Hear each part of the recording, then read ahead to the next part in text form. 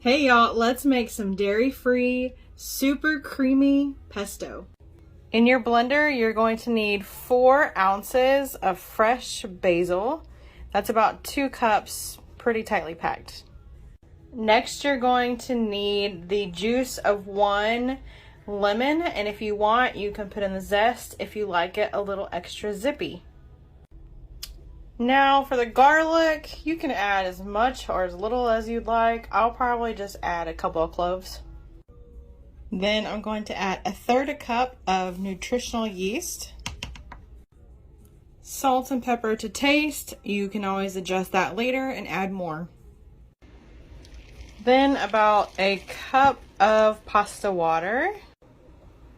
And about 1/2 cup to a cup of cashews. These are unsalted whole cashews. I just kind of grabbed a couple handfuls.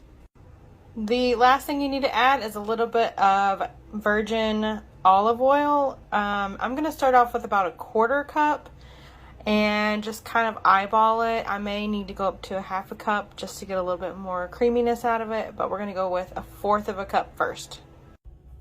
And here's what it looks like afterwards.